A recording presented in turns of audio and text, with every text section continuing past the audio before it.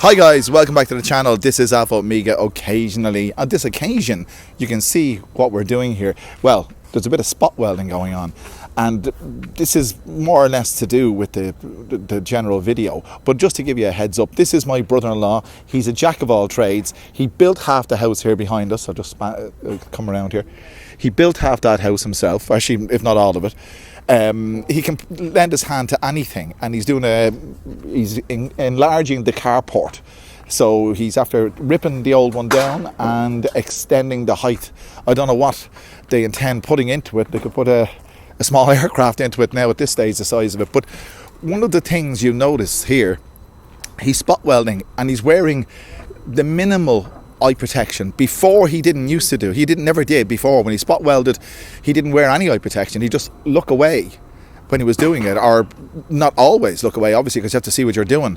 And he ended up in hospital. He damaged his eyes. So now he's using, they look like industrial sunglasses. I know whatever they're, but he's not wearing a visor. You know, the really dark. But he's not wearing that. He had the glasses down like this, as he was. You could see it there as he was spot welding. And that's one of the aspects of life in Thailand. Health and safety. Health and safety doesn't exist, really, as you would know it back home. If you've ever taken a walk along a Bangkok street, you'll know that the flagstones are undulating, to say the least. They're up and down, and there's holes in the road. You know all this. And the state of some of the roads could be a lot better, blah, blah, blah, blah, blah. But when it comes to control, you see, this is the thing that I have come to love about living in Thailand. In the West, we have controls in place that ensure our society is governed in a way that will afford its members or its citizens the utmost protection in health and safety, blah, blah, blah, blah, blah, blah. Rules of the road, for example, guidelines on buildings, blah, blah, blah, you know. But there are some construction sites around Bangkok and Thailand that you'll walk past and you'll see the regulations posted on the outside, on the gate. Wear a hard hat, all the rest of this, some of them, but generally speaking not. I've seen guys in their bare feet using jackhammers with no ear protection. And there's my son Harry, look, and his mother's going apeshit.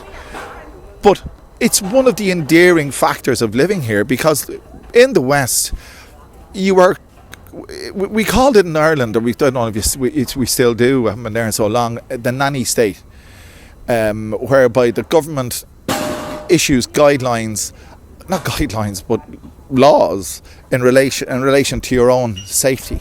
But when you think about it, your health and safety is really your own responsibility. And why do you need somebody else to govern that for you?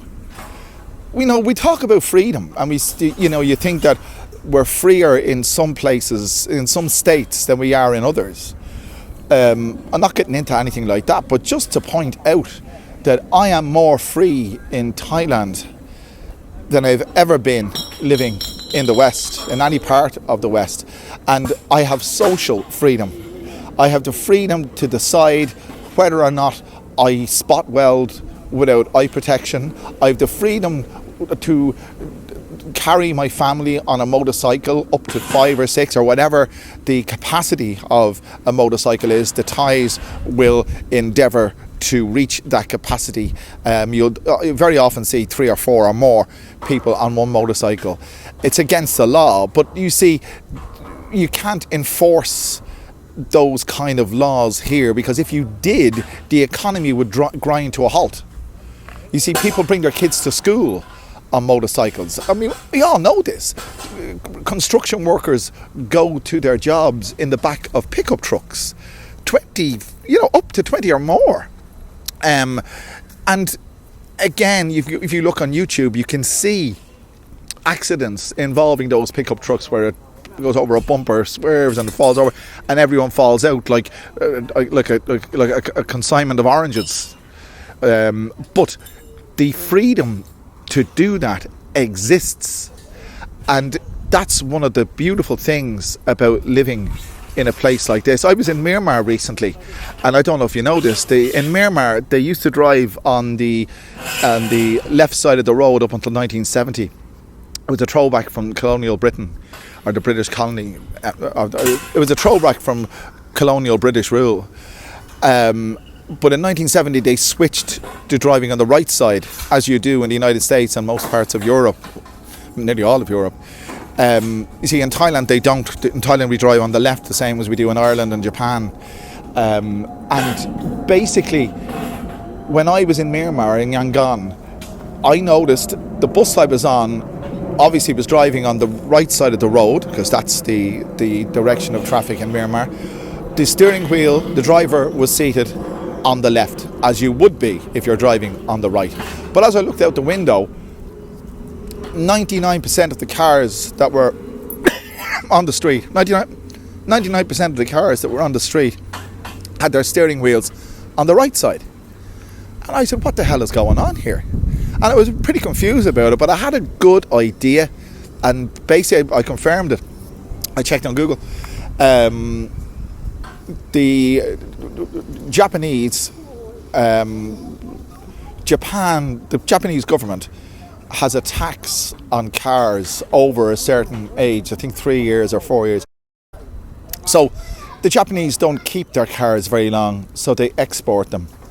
And we, in Ireland, there's a big trade for Japanese imported cars. I used to own one, actually, and it was wonderful. So the Japanese export their cars with the low kilometres on the odometer. And in Myanmar, they import these cars, obviously because they're cheaper. So they drive right-hand drive cars on the right side of the road. Obviously, the law states that you obviously drive on the right, and your steering wheel should be on the left. I'm getting confused, but it's not enforced, because if it was enforced, the economy would grind to a halt. So it's the same theory here. You let the people live their lives and get about their business in the best way that they can, without incurring obstacles from the authorities. If you want to sell chicken, this obviously only applies if you're a Thai national. If you want to sell chicken on the street, you don't need to apply for a license. You just go out and do it.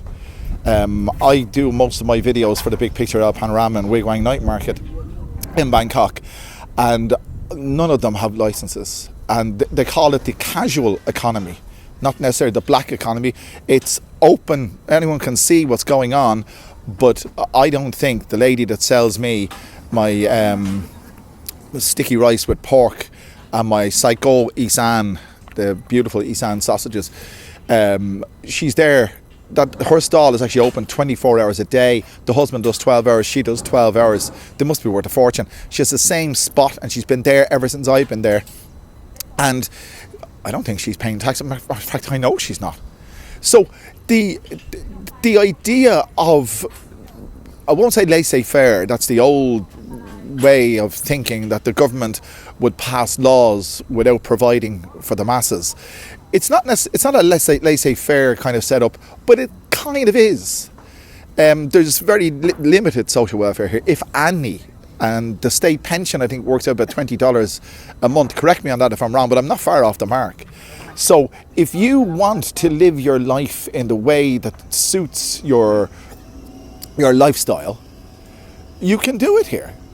If you want to live your life in the way that suits your lifestyle in Ireland, it's a lot more difficult to do that, because there's rules and regulations enforced, because somebody else deems it necessary to provide you with the health and safety, because they don't trust you to do it.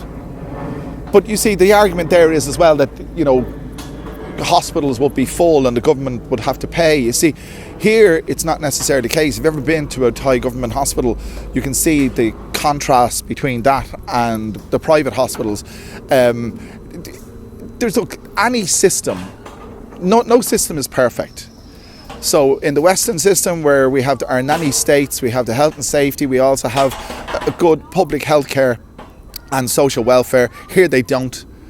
But at the end of the day, they can live their lives the way they want to. Simple as that. And that's what makes Thailand so, really so endearing. And if he doesn't want to use his protective eyewear when he's doing his spot welding, it's up to him. Anyway, I hope you've enjoyed this little look at life in Thailand. And if you have, make sure, if you haven't done so already, you click that like button, click the share button, click the subscribe button. Do all those wonderful things. And I'll bring you back another wonderful video very soon. Thanks for joining me. Hello there.